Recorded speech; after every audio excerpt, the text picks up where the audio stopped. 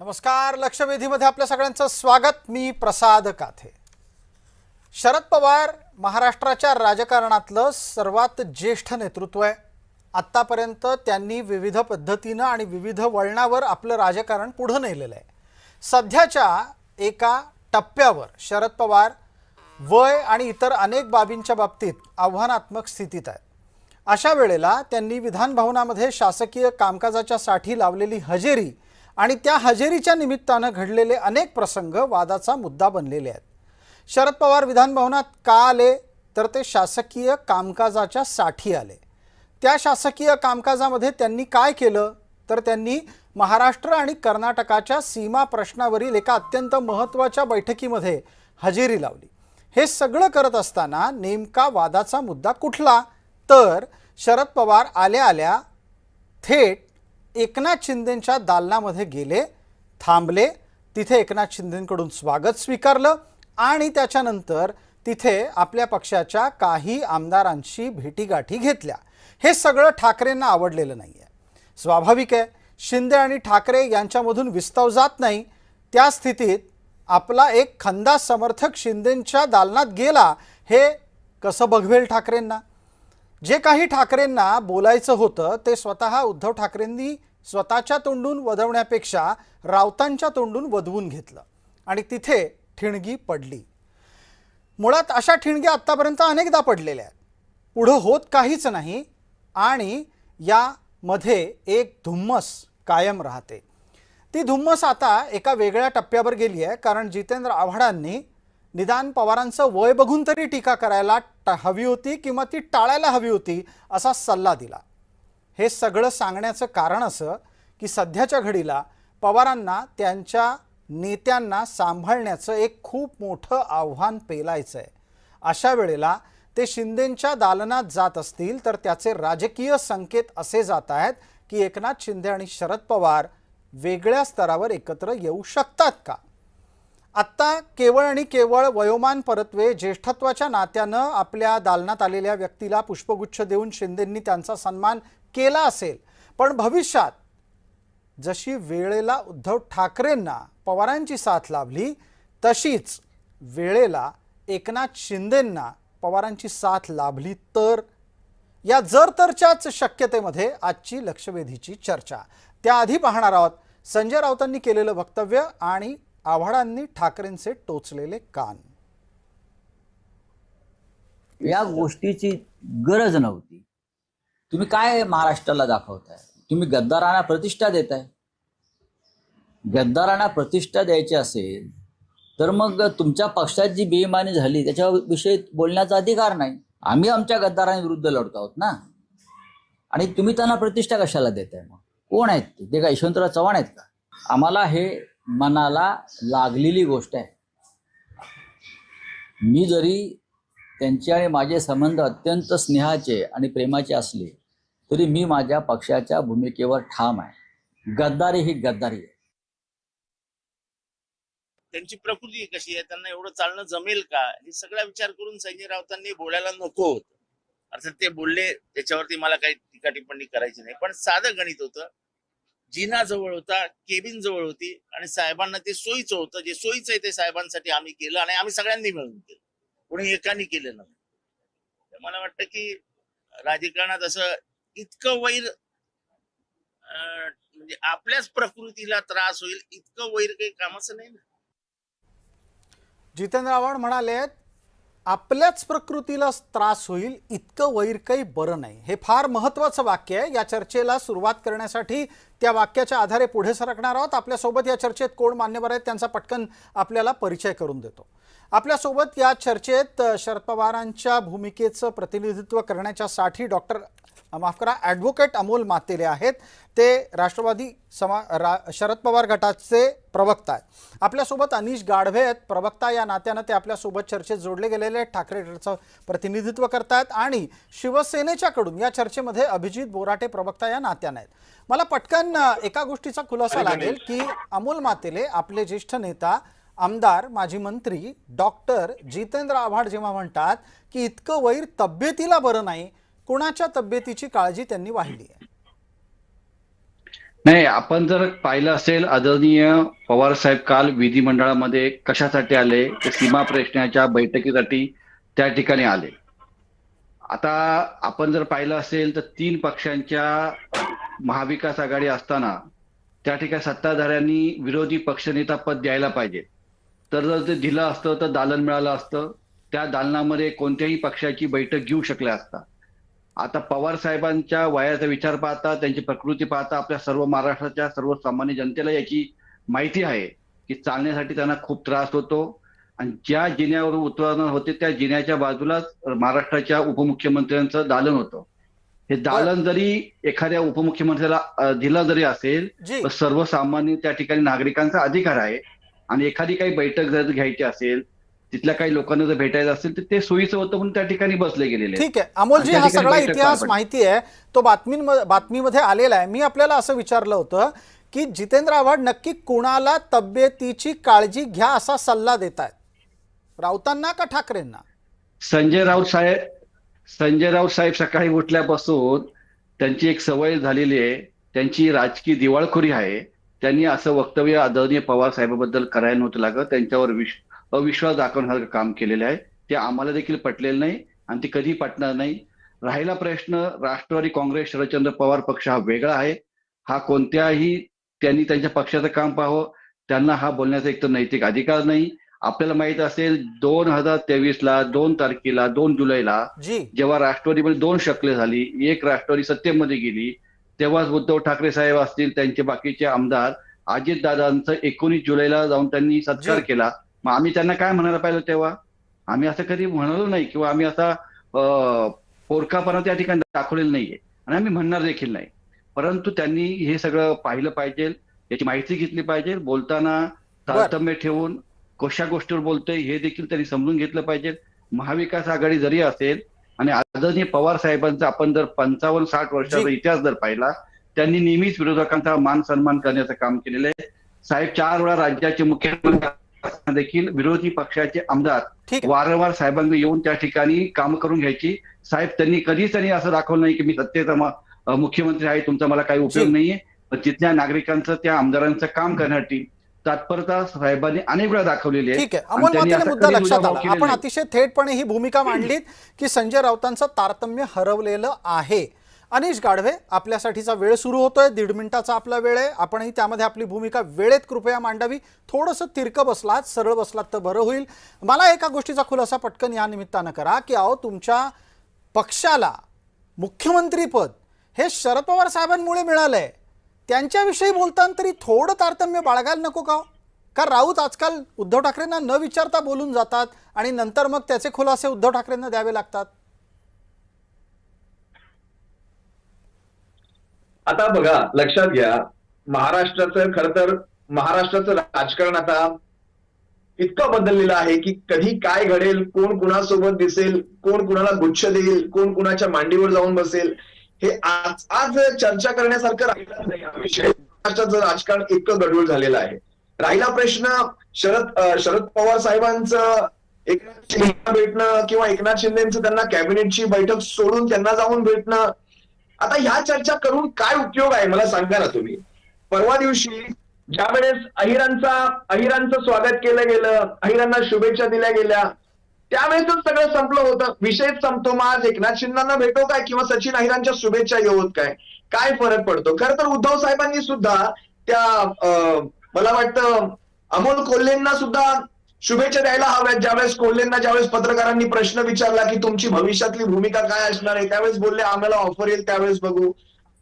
शुभेच्छा द्यायला सुरुवात करूयात. फरक काय पडतो? जर राजकारणात आज कमीत कमी माझी अपेक्षा ही होती की शरद पवार साहेबांच्या पक्षाकडनं जे आमचे प्रवक्ते आलेले आहेत, आमचे मित्र आहेत, त्यांनी कमीत कमी चला नेत्यांचं काय तिकडे घडलं असेल, पण आपण इथे मीडियावर बोलताना आपण ज्यावेळेस संजय राऊत साहेबांसारख्या 40-45 वर्ष त्यांचा राजकारणातला अनुभव आहे अशा नेत्यावर बोलताना आपण तारतम्य तारतम्य घसरलं वगैरे अशा शब्दात जर आपण टीका करणार असाल तर मग आमच्यासारख्यांची पण थोडी अडचण होते आणि नाही, आमच्यासारखी गाडवे माणसं साहेब, ज्यावेळेस संजय शब्द राऊत सोडतात त्यावेळेस साहेबांनी शिंदेगडाला माणसं सुद्धा पाहून ते बोललं चालवत पाहिजे ना, नाही. प्रत्येक वेळेस त्यांनी बोललंच पाहिजे असं काही नाहीये. आपण कमीत कमी पवार थोडं साहेबांचा तारतम्य ठेवायला त्यांचा हवं होतं. इतिहास पाहिला पाहिजे. कमीत कमी पवार साहेबांची प्रवक्ते आतापर्यंत म्हणून राजकीय आपली कारकीर्द सदा- पाहिली पाहिजे. एक मिनिट. पवार साहेब तुम्ही- कधीच कोणाला नाकारत नाही, लक्षात घ्या. विरोधी पक्षातला असो, त्यांनी काय सत्ताधारी वाईट शब्द पक्षाचा असो, वापरले, काय वेगळे शब्द वापरले, पवार त्यांनी हे साहेब ही सांगितलं की आमच्या राजकीय भावना संस्कृती दुखावल्या, जपण्याचं काम करतात. आमच्या भावना दुखावल्या, माहिती हा नाही. आमचा प्रश्न आहे. त्यांनी हे साहेबांनी असं करायचं होतं की नव्हतं करायचं, त्यांचा अधिकार राहिला. शरद पवार साहेबांचं राजकीय कारकीर्द ही फार मोठी आहे, आमच्या वयापेक्षाही फार मोठी आहे, तो विषय नाही. पण शरद पवार साहेबांच्या या भेटीमुळे आमच्या भावना दुखावल्या हे बोलण्याचा सुद्धा नाही. अधिकार नाही का? आणि हे त्यानंतर पहा, त्यांचं तारतम्य बिघडणार गाडवे साहेब, असेल तुम्हाला माहित तर नाही, मी कुणामुळे सांगतो, कुणाला मुख्यमंत्री पद आमच्या भेटलं, पक्षाचे याच्यामध्ये आमदार जाऊयात नको. कुणामुळे आदरणीय कोणाला पवार खासदारकी साहेबांना त्या मिळाली, दालनामध्ये याच्यामध्ये सुद्धा भेटले. जायला लागेल मग. तुम्ही ऐकून घ्या साहेब, तुम्हाला माहित ऐका, मला नाहीये. माफ करा. त्या ठिकाणी आपणास- त्यांना कळलं की आपणास मी आपल्या पहिल्यांदा दालनामध्ये ऐकतोय. पवार साहेब आले, मला माफ त्यानंतर ते करा, आलेले आपणास मी खाली. पहिल्यांदा ऐकतोय. आपण शरद पवार साहेबांच्या पक्षात अधिकृत प्रवक्ते आहात का मला माहित नाही. जर असाल तर आपल्याकडनं ह्या अशा प्रकारच्या स्टेटमेंटची मला अपेक्षा नव्हती. आपण जर ऐकलं असाल व्यवस्थित, आज मला जितेंद्र संजय आव्हाड राऊत साहेबांचे पक्षाचे प्रवक्ते आहेत की नाही शंका आहे, त्यांनी पण असं बोलायला नाही पाहिजे ना. का बोलले ते असं? तुम्ही त्यांना जाऊन विचारलं पाहिजे. जितेंद्र आव्हाड जी साहेबांनी मला सुद्धा मला मला एक यात संतुलित आता statement हस्तक्षेप दिलेलं करून आहे. अनिश गाढवेंपर्यंत एक मुद्दा न्यायचा आहे. अनिशजी आपण जो मुद्दा अमोल मातेले मांडू पाहतायत त्यावर थोडंसं लक्ष द्या आणि त्याचं उत्तर महाराष्ट्राला देऊ शकलात तर खूप बरं होईल. अनिश गाढवेजी आत्ताच ॲडव्होकेट मातेले असं म्हणाले की बोलायची गरजच काय होती, तुमच्या भावना दुखावल्यात ना, ठीक आहे तुम्ही फोन करून सांगा ना शरद पवार साहेबांना. शरद पवार साहेब काय संजय राऊतांचा फोन घेणार नाहीत असं आहे का? तुम्हाला शरद पवारांना एखादी गोष्ट कळवण्याच्यासाठी 10 बूमच्या समोर बोलायची काय गरज होती? अनिशजी आपल्याला विचार. आता कुणी काय बोलावं आणि कुणी नाही बोलावं हे सुद्धा कुणी कुणाचं ठरवायचं का? संजय राऊत साहेबांनी काय बोलायचं हे ते ठरवतील. शरद पवार साहेबांना काय करायचं त्यांनी त्यांचं ठरवावं. पण कुणामुळे या सगळ्यामुळे महाविकास आघाडी म्हणून जर आपल्यामध्ये पुढे काही अलबेल तयार होत असते तर याच्यावर सुद्धा लक्ष दिलं गेलं पाहिजे. आपली सुद्धा एक समन्वय समिती असते, आपली सुद्धा एक शिस्त समिती असते. बिलकुल अमोल मातेलेंना उत्तर द्यायचं या शिस्तीच्या मुद्द्यावर, या शिस्तीच्या मुद्द्यावर बोलायचंय अमोल मातेलेंना. अमोलजी बोलणार आहेत, त्यानंतर अभिजित बोराटेंकडे जायचंय. पहा, आपण जर महाराष्ट्रातल्या जनतेचे काही प्रश्न सत्ताधारी पक्षाकडे जर घेऊन गेलो, घटनात्मक पदाच्या व्यक्तीकडे जे ते अधिकार असतात त्यांच्या समोर मांडले, याचा अर्थ असा नाही की महाविकास आघाडीमध्ये बिघाडी होणार आहे. हा पोरकटपणा आहे, असं नाही बोलायला पाहिजे. तिथे तुम्हाला काय घटना घडली काहीच माहित नाहीये. मी तुम्हाला सांगतो, त्या दालनामध्ये फक्त राष्ट्रवादी काँग्रेस शरदचंद्र पवार पक्षाच्या आमदारांची बैठक होती, त्यांची संवाद साधायचा होता. 40-45 मिनिटं साहेब त्या ठिकाणी बसले. हे तिथल्या त्यांच्या एकनाथ शिंदेना कळाल्यानंतर त्या ठिकाणी त्यांनी स्वतः येऊन साहेबांची भेट घेतली, शाल श्रीफळ दिलं, एवढं स्वागत केलं. त्या व्यतिरिक्त साहेबांशी एक शब्द देखील त्यांची कोणती चर्चा झाली नाहीये. त्यामुळे यांनी असं एवढं घाबरून जाण्याचं काही कारण नाही. आणि संजय राऊत साहेब अमोल मातेले मी याच अनुषंगाने एका प्रसंगाची आठवण करून देऊ इच्छितो की बाळासाहेब ठाकरे आणि शरद पवार हे राजकीय हितशत्रू असं असताना सुद्धा गेटवे ऑफ इंडियावरच्या कार्यक्रमामध्ये बाळासाहेब ठाकरे, शरद पवार, अटल बिहारी वाजपेयी ही सगळी माणसं एकत्र आली. त्यावेळेला कुठल्या प्रकारचा थैथयाट बाळासाहेबांनी केला नव्हता. आता तो ठाकरे करतायत. याच्यातून मला पटकन अभिजित बोराटे आता आपलं उत्तर हवं आहे. यात नक्की कोणाला कशाची भीती वाटायला लागली आहे? आपली माणसं पवारांकडे जातील ही भीती आहे का पवारांची माणसं इतर कुठे जातील ही भीती आहे? मुळात महाराष्ट्राच्या राजकारणामध्ये प्रगल्भ राजकारण करणारी मंडळींची संख्या जास्त आहे. पण संजय राऊत यांच्यासारखा ज्यांच्याकडे कोणतीही बुद्धी नसणारं व्यक्तिमत्व उद्धव ठाकरेंनी अशा ठिकाणी बसवलेलं आहे की संजय राऊतांनी पक्षाचा साफ सुपडा करून टाकला. त्यांनी मुळात प्रगल्भता त्यांनी अशी दर्शवला पाहिजे होती की पवार साहेब हे मोठ्या उंचीचे नेते आहेत. आज जर ते राज्याचे उपमुख्यमंत्री सन्माननीय एकनाथ शिंदे साहेब यांना जर विधान भवनामध्ये भेटायला जातं त्याच्यावर टीका करायचं कारण नाही. दुसरी गोष्ट अशी की तुम्ही कोणत्या गोष्टी टीका करताय, तुम्हाला तुमच्या लक्षात येतंय का? तुम्ही जेवढे सीमा प्रश्नाच्या बैठकीला विधान भवनामध्ये आले होते तेव्हा राष्ट्रवादी काँग्रेस शरदचंद्र पवार पक्षाच्या आमदारांशी संवाद साधण्यासाठी जाताना त्या पायऱ्यांच्या बाजूला आपलं दालन होतं एकनाथ शिंदे साहेबांचं. त्या दालनामध्ये बैठक घेतली. बैठक झाल्याची त्यांना कळलं म्हणून ते फक्त साहेबांना आपल्या दालनामध्ये आलेच म्हणून त्यांनी मान सन्मान त्या ठिकाणी साहेबांना पुष्पगुच्छ देऊ आणि शाल लक्षात आलं. श्रीफळ दिले. अमोल मातेला आपण साहेबांना अभिजितजींना लोकशाही मुद्दा बोलताय, पूर्ण चुकीचं करून बोलताय. घेऊयात. इथे एक तांत्रिक गोष्ट नाही, तुम्ही नाही, समोर चुकीचं आणली. बोलताय म्हणून मी दुरुस्त करतोय. जी की एका सत्ताधारी पक्षाचा मोठा नेता, एखादा विरोधी पक्षातला एखादा नेता, मोठा ज्येष्ठ नेता जर भेटत असेल तर ह्याच्यामध्ये कुणालाच काही अडचण नाहीये. मुळात मला प्रश्न पडतो की संजय राऊत प्रत्येक गोष्टीवरती प्रतिक्रिया का देतात? बरं, त्यांना काय बोलावं त्याचा तारतम्य अजिबात नाहीये. उठ सकाळी उठतात आणि कुणावर टीका करत राहतात. संजय राऊत जेवढी नाही, टीका नाही. करणार आहे, संजय राऊत संजय जेवढे राऊत सकाळी साहेबांना बोलणार आहे, काही अधिकार नाहीये. संजय राऊत ते जेवढी अधिकार पाठबळ फक्त बरोबर नरेश करणार आहे, मटकेंना तेवढं आहेत. त्यांचा पक्ष रोज निकाला होत जाणार आहे. ते अधिकार फक्त ज्योती वाघमारेंना आहेत. संजय राऊत सोडण्याची कामं फक्त नरेश मटके आणि ज्योती वाघमारेंना आहेत. पण मग पक्षाचे प्रमुख उद्धव ठाकरे यांच्या का लक्षात येत नाहीये की अरे ह्या माणसामुळे पक्ष अख्खा रिकामा मी झालेला यांची आपला. मळमळ समजू शकतो. जी, एक गोष्ट बोला. लक्षात घ्या. एक गोष्ट लक्षात घ्या. आता राजकारणामध्ये एका आठवड्यापूर्वी काय घटना घडलेल्या आहेत, शिवसेनेच्या 6 खासदारांच्या बाबतीत काय घडलेलं आहे, कशा प्रकारे शिवसेनेचे खासदार यांच्या सन्मान्य नेत्यांनी चोरले, कशा प्रकारे शिवसेनेचे 6 खासदार फोडले, त्याला नाव विकासाचं दिलं गेलं. आज काही नाईक नाही, वसंतराव चव्हाण नाही आहेत किंवा महाराष्ट्राचे आतापर्यंत गाजलेले मुख्यमंत्री नाहीयेत, ते उपमुख्यमंत्री आहेत. त्यांचा सन्मान महाराष्ट्राला असेल ना, उपमुख्यमंत्री महाराष्ट्र राज्याचा आहे, सन्मान करू ना त्यांचा. पण एकनाथ शिंदे आणि इतर महाराष्ट्र राज्यात झालेले इतर उपमुख्यमंत्री असतील, मुख्यमंत्री असतील, फरक आहे. हेच सन्मान्य राऊत साहेब आज म्हणालेले आहेत. काय वेगळं म्हणाले की असं काय घडलं की ह्या वेळेतच तुम्हाला त्यांच्याकडे सन्मान करायचा होता किंवा ह्याच वेळेस त्यांचा सन्मान स्वीकारायचा होता. आज शिवसेनेच्या बाबतीत ज्या गोष्टी लक्षात आज पक्ष म्हणून मी माझी भूमिका मांडतोय. संजय राऊत सकाळपासून उठसूट जे बडबड करतायत पक्ष म्हणून मी माझी भूमिका मांडतोय. शिवसेनेचे कार्यकर्ते कंटाळलेले आहेत. त्याच्यामुळे त्यांना कंटाळून आज सगळेजण शिंदे साहेबांच्या नेतृत्वामध्ये सहभागी झालेले आहेत. तुमचा प्रश्न असा आहे, शिवसेनेचे कार्यकर्ते कंटाळले की काय घडतंय तुम्ही नका ठरवू. असं जर असतं तर शिवसेनेच्या त्याच कार्यकर्त्यांनी ते 6 खासदार निवडून दिले होते ज्यांना तुम्हाला चोरावं लागलं. नेतृत्व देत आहेत. त्याच 6 खासदारांना तुम्हाला चोरावं लागलं. तुम्ही आत्मपरीक्षण केलं पाहिजे. ऐका, आज तुमच्यामध्ये एक मिनिट. आता या मुद्द्यावर मी हस्तक्षेप करतोय आणि माझं म्हणणं असं आहे पीसीआरला की कृपया अभिजित बोराटे यांचा आवाज डाऊन करा. मला आत्ता अनिश गाढवे यांना प्रश्न विचारायचा आहे. अनिश गाढवे, ऐका, इथे एक कळीचा मुद्दा आलेला आहे. ही सगळी आग मुळात लावली कुणी, तर ती संजय राऊतांच्या वक्तव्यानं लागली आहे. संजय राऊतांना आत्ताच्या वक्तव्याची गरज होती, तर ते वक्तव्य उद्धव ठाकरेंच्या मनातलंय का हे इथं जाणून घ्यायचंय. मुळात काय आहे, अभिजित बोराटे थांबा, अनिश गाढवे बोलतायत. संजय राऊत उद्धव ठाकरेंना काही विचारत नाहीये. संजय राऊत स्वतःचे मनाचे निर्णय घेतात. निर्णय घेतल्यानंतर उद्धव ठाकरेंना ते सगळं भोगावं लागतं. शिवसेनेची भूमिका आहे. ठीक आहे, अनिश गाढवेंचं उत्तर येत आहे. अनिश गाढवेंचं उत्तर येत आहे. थांबा जरा, अभिजित बोराटे थांबा थोडंसं. अनिश गाढवे बोलतात. बोला अनिशजी. संजय राऊत नेतृत्वाला विचारून बोलतात का स्वतःच्या मनाने सगळं करतात? ही शिवसेनेची अधिकृत भूमिका आहे. अधिकृत भूमिका आहे. आणि ज्या प्रकारे आणि त्यांनी हे नाही सांगितलं, लक्षात घ्या तुम्ही त्यांचं स्टेटमेंट त्याच्यावर वादंग तयार होण्याचं कारण नाही. त्यांनी त्यांच्या मनातली सल बोलून दाखवली. याचा अर्थ शरद पवार साहेबांनी कुणाला भेटायचं नाही की एकनाथ शिंदेंनी कुणाला भेटायचं नाही हे ते ठरवणार नाहीये. हे ज्याचं त्याचं त्याने ठरवावं. नैतिकता नावाची गोष्ट असते, नीतिमत्ता नावाची एक गोष्ट असते. नैतिकतेला धरून सध्याच्या घडीला काय गरजेचं आहे हे सुद्धा पाहिलं गेलं पाहिजे. आपण महाविकास आघाडी म्हणून आहोत. या महाविकास आघाडीचे आपण घटक पक्ष आहोत. मगाशी कोणतरी उल्लेख केला की त्यांच्यामुळे शिवसेनेचे पक्षप्रमुख मुख्यमंत्री झाले, कुणामुळे कोण मुख्यमंत्री झालं, कुणामुळे कोण खासदार झालं, हेच जर विषय काढत बसलो तर ह्या शिंदे गटासारख्या किंवा भारतीय जनता पक्षासारख्या नेत्यांच्या आपण तोंडी आयतं खोलीत देणार आहोत. याच्यावर एकदा उत्तर लागेल. कारण आता मुद्दा, आता या चर्चेचा मुद्दा अत्यंत वेगळ्या वळणावर जाऊन पोहोचलाय आणि तो आहे राजकारणातल्या नैतिकतेचा.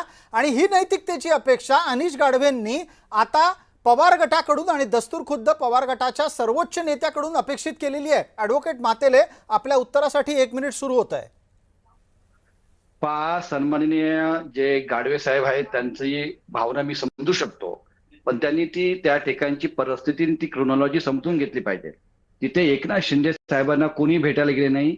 उलट त्यांच्या दालनामध्ये बैठक घेतली म्हणून स्वतः ते त्यांच्या दालनात पवार साहेब आले म्हणून ते स्वतः येऊन त्या ठिकाणी साहेबांनी सन्मान केलेला आहे, पहिली गोष्ट. त्यामुळे एवढं काहूर माजवण्याचं काही कारण नाहीये. आणि पवार साहेबांचा इतिहास राहिलेला आहे.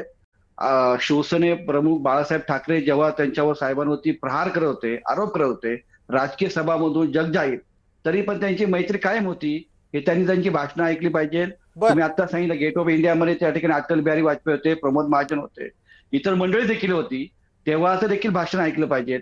प्रमोद महाजन, गोपीनाथ मुंडे साहेबांनी देखील आदरणीय पवार साहेबांनी खूप आरोप केले, भ्रष्टाचाराचे आरोप केले, अनेक जी. आरोप केले. परंतु साहेबांची त्यांची देखील मैत्री होती. ठीक आहे. ते जेव्हा आपण मुद्द्याला उपमुख्यमंत्री झाले पुढे तेव्हा घेऊ. देखील तुम्ही त्यांना या सन्मान पद्धतीने केलेला आहे. सांगू पाहताय, आता मांडू राहिलं पाहताय शिंदे की गटाची आपल्या जे पक्षाच्या प्रवृत्ती आहे, नेत्याच्याकडून एखाद्या व्यक्तीची झालेली भेट ही राजकारणापलीकडे पाहायला पाहिजे. पण या सगळ्या चर्चेतला एक नवा मुद्दा आता पटकन घेतो आणि आता अभिजित बोराटे यांच्यापर्यंत जातो. अभिजित बोराटे, आपण बोलणार आहात आणि त्यानंतर मी अनिश गाढवे यांना संधी देणार आहे.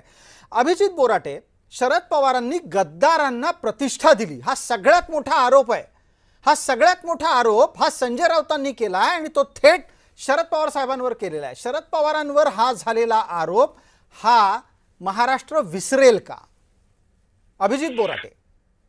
मुळात काय आहे की पवार साहेब समजा माननीय एकनाथ शिंदे साहेबांना भेटले म्हणून त्यांची उंची वाढली किंवा कमी झाली का?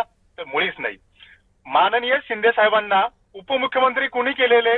तर महाराष्ट्राच्या तमाम मतदारांनी, सगळ्या नागरिकांनी मिळून शिंदे साहेबांना उपमुख्यमंत्री केले. त्याच्यामुळं पवार साहेब शिंदे साहेबांना भेटलेत याचा अर्थ त्यांची खूप उंची वाढली आहे. तुम्ही गद्दारांना भेटलाय, अरे तुम्ही कुणाकुणाला गद्दार म्हणणार आहेत? उद्धव ठाकरेंना कळलं पाहिजे खरं की त्यांच्या पक्षातला सर्वात मोठा गद्दार जर कोण असेल ना तर तो संजय राऊत आहे. संजय राऊतांनी गद्दारी केली. संजय राऊत जे काय बोलतायत त्याच्यामुळे त्याचे परिणाम त्यांच्या पक्षावरती यायला लागलेले आहेत. आणि मुळात उपमुख्यमंत्री एकनाथ शिंदे साहेबांना महाराष्ट्र राज्याने भरभरून मतदान दिलेले, आमचे खासदार निवडून दिले, आमचे आमदार निवडून दिले, आमचे नगरसेवक निवडून दिले. महाराष्ट्राचा मतदार, महाराष्ट्राचा कौल, महाराष्ट्राचं संपूर्ण राज्यातले सगळे माननीय एकनाथ शिंदे साहेबांच्या पाठीमागे तुमच्या नेत्या. अरे शिवसेनेला साधं तुम्हाला मुंबईमध्ये बोलताना तारतम्य जी, ठेवा. अनिजी एक छोटी विनंती आहे, थोडंसं थांबा, मी आपल्याला वेळ देणार आहे. अभिजित बोराटेंनी मांडलेला मुद्दा इथे प्रेक्षकांना सांगायला लागेल, कारण त्यांच्याकडून झालेला मुद्दा हा कदाचित मधल्या गदारोळात निसटू शकतो. ते असं म्हणतायत की कोणाकोणाला गद्दार ठरवणार आहात याच्यावरचं उत्तर अनिश गाढवेंना द्यायचं आहे.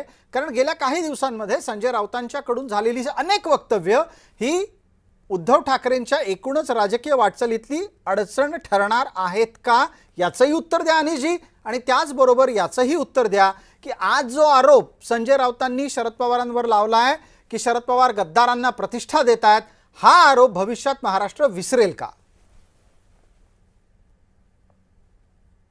एक लक्षात घ्या, तुम्ही मला हा प्रश्न करताय बरोबर? हो हो हो. आता उत्तर माझं ऐका जी. सर्वप्रथम भाषेचा स्तर सांभाळला गेला पाहिजे. ज्या अर्थाने नेत्यांवर गद्दार म्हणून हे बोलतात त्याच अर्थाने मी सुद्धा इथे भर मीडियावर गद्दार म्हणू शकतो. त्यामुळे कमीत कमी ह्या गोष्टी मीडियावर टाळाव्यात. दुसरी गोष्ट, राहिला विषय कुणाला गद्दार म्हणणार. महाराष्ट्राच्या त्याच जनतेने शिवसेनेला 9 खासदार निवडून दिले. त्याच जनतेने मशाल या नौक्या चिन्हावर निवडून दिलेले खासदार ज्यावेळेस पुन्हा जे नरेंद्र मोदींच्या चेहऱ्यावर नसतात, जे एकनाथ शिंदेच्या चेहऱ्यावर नसतात, त्या खासदारांना पुन्हा घेण्यामागचं कारण काय? मग ही गद्दारी कुणी केली? ही मतदारांशी प्रार्थना नव्हती का? आजवर जो आरोप केला जातो त्यामुळे गद्दारीच्या व्याख्यात जाऊ नका. एकनाथ शिंदेचा गट आणि भारतीय जनता पक्ष ह्या क्षणाला सगळ्यात जास्त बदनाम आहेत. हे काही महाराष्ट्राला नव्याने सांगायची गरज नाही. आता येतो मी माझ्या मूळ विषयावर. विषय असा आहे की शरद पवार साहेब यांच्या राजकारणाविषयी तुम्ही आणि मी इथे आपण मीडियावर बसून जे काही आकलन अवलोकन करू ते दुसऱ्या दिवशी काय घडलेलं असेल याचा तुम्हाला आणि मला दोघांनाही थांगपत्ता नसणार आहे. त्यामुळे शरद पवार साहेबांवर बोलले की मी तरी तेवढा मोठा नाही किंवा आणखी कोणी मोठा नाही, पण आम्ही आमच्या पक्षाच्या विषयीची भूमिका मांडतो. म्हणजे संजय राऊतांसकट मी सांगतोय, संजय राऊत साहेब शिवसेनेचे मुख्य प्रवक्ते त्याचा अर्थ तीच शिवसेनेची अधिकृत भूमिका आहे. शिवसेना आणि राष्ट्रवादी काँग्रेस, शरद पवार साहेबांचा पक्ष यांच्या फुटीमध्ये मला एक फरक दिसतो. राष्ट्रवादी काँग्रेस पक्षाची फूट ते वेगळ्या अर्थाने पाहत असतील, पण आम्ही हृदयापासून ती फूट पाहतो. ज्यावेळेस अगदी फार बरं झालं अनिशजी आपण हा मुद्दा आणलात आणि याच मुद्द्यावर ही चर्चा आपल्याला समारोपाकडे न्यायची आहे. मला अनिशजी आपल्याचकडून उत्तर हवं आहे. ज्या वेळेला असं म्हटलं जातं की शरद पवार गद्दारांना प्रतिष्ठा देतात, त्यावेळेला भविष्यात एकनाथ शिंदेकडे चला असा संदेश या फोटोतून मिळतो का? ती भीती तुम्हाला वाटते का? नाही, ती भीती बाळगण्याचं कारण नाही. काल तुम्ही पाहिलं असाल विधानसभेच्या अहवालातून स्वतः विजय वडेट्टीवार विरोधी पक्षनेते स्वतः म्हणाले की कुणी कुठे जायचं हा ज्याचा त्याचा प्रश्न. हे काही लहान पोरांचा पोरखेळ नाही चाललेला की आज कोणी कोणासोबत उद्या कोणी. शेवटी तत्व, विचार, नीतिमत्ता, निष्ठा या गोष्टी पाळणारी शिवसेना आजही आहे. अहो, ते शिवसेना तुम्ही वडेट्टीवारच बघा, शिवसेना आजवर सोडून महाराष्ट्राच्या गेलेले आहेत. सर्व नेत्यांच्या- हे वडेट्टीवारच एकेकाळचे सर्व नेत्यांच्या शिवसैनिक होते आणि ते नारायण राणेंबरोबर गेलेत. तुम्हाला माहिती असेल कदाचित. माफ करा, तुम्ही पुन्हा एकदा सांगा. जी जी, मी म्हणालो तुम्ही आता निष्ठा आणि इत्यादी गोष्टींसाठी ज्या वडेट्टीवारांचा हवाला देताय, ते वडेट्टीवार एकेकाळचे शिवसैनिक आहेत. ते नारायण राणेंबरोबर सोडून गेले होते शिवसेना. त्यांनी पक्ष फोडला नाही हो. नारायण राणेंना सुद्धा मी एक मार्क जास्त देईल. त्यांनी सुद्धा पक्ष फोडला नाही. ते बाळासाहेबांच्या हयातीत असताना ते निघून गेले. त्यांनी तिथे पोटनिवडणुका लढल्या, निवडून आले. त्यांना आम्ही काहीच म्हणणार नाही. ठीक आहे. गणेश नाईकांना सुद्धा मी एक मार्क जास्त देईल. पण ज्यांनी शिवसेनेचे आमदार, शिवसेनेच्या जीवावर निवडून आलेले खासदार फोडले, त्यांना आम्ही कायम गद्दारच म्हणणार. ठीक आहे, अमोल मातेलेंपर्यंत जायचंय. महाराष्ट्र अमोल मातेले, चर्चेच्या समारोपाच्यासाठीचे 2 प्रश्न आहेत. एक प्रश्न तुम्हाला आहे, शेवटचा प्रश्न त्यानंतर अभिजित बोराटेंना असणार आहे. आता जे काही घडलंय ते तुमच्या सर्वोच्च श्रद्धेय स्थानाबद्दल घडलेलं आहे. शरद पवार साहेबांबद्दल जे काही बोललं गेलं, याच्यानंतर तुमच्या मनात संजय राऊतांबद्दल काय भावना असतील? अमोल मातेले. आमच्या नेत्यांवरती आमचे श्रद्धेय आदरणीय पवार साहेब आहेत. त्यांच्यावर कोणी बोललं तर आम्ही कधी सहन करू शकत नाही. त्याच्यामुळे त्यांना कोणताही नैतिक अधिकार आमच्या पक्षाची किंवा आमच्या नेत्यांशी बोलण्याचा नाहीये. पवार साहेब हे इतके मोठं व्यक्तिमत्व आहे. राजकारणामध्ये अनेक वर्ष, अनेक पिढ्या या ठिकाणी घातलेल्या, अनेक शतकं काम केलेलं आहे. त्याच्यामुळे गल्लीपासून तर दिल्लीपर्यंत प्रत्येक पक्षातील लोक आदरणीय पवार साहेबांना कशा पद्धतीने ओळखतात, बर, कोणती समस्या, कोणती अडचणी असेल, कोणत्याही क्षेत्रातील लोक सहज पवार साहेबांना भेटू शकतात. हा पवार साहेबांचा राहिलेला आपल्याला सगळ्यांना माहिती आहे. त्याच्यामुळे आमच्या साहेबांवरती जर कोण बोललं तर आम्ही ते कधी सहन करणार नाही. महाविकास आघाडी अभिजित बोराटे, असो किंवा चर्चेला काही असो. समारोपाकडे न्यायचं. एक शेवटचा प्रश्न आहे आणि अत्यंत 1 मिनिटच उरलेलं आहे. पटकन सांगा, आज जी काही ठिणगी पडली आहे ती ठिणगी विझून जाईल का पुढे काही भविष्यात होईल?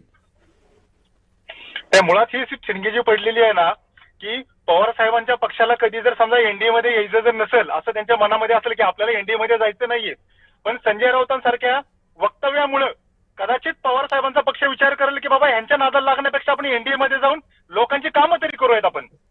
त्याच्यामुळे मला असं वाटतं की संजय राऊतांनी त्यांचं तोंड बंद करावं. जोपर्यंत ते तोंड बंद करणार नाही तोपर्यंत त्यांचा पक्ष स्थिर स्थावर होणार नाही. उद्धव ठाकरे साहेबांनी सुद्धा संजय राऊतांना माईकवरनं खाली घ्यावं. त्यांचे कार्यकर्ते त्यांच्याकडे टिकून राहतील. ठीक आहे. आणि मुळात या राज्याचेच कार्यक्षम उपमुख्यमंत्री सन्माननीय शिंदे साहेब यांना जर शरद पवार साहेब जर भेटायला जात असेल तर खरं कुणालाच कसलाच त्रास होता कामा नये. ठीक आहे, मला वेळेची मर्यादा आहे. आपण मान्यवर चर्चेत आलात आणि बोललात त्याबद्दल मनपूर्वक आभार. पण जाता जाता अभिजित बोराटेंनी मांडलेला हा मुद्दा लक्षात घ्यायला हवा की संजय राऊत यांनी जर अशाच पद्धतीने वक्तव्य चालू ठेवली तर उद्या त्यांना कंटाळून शरद पवार एनडीए मध्ये जातील.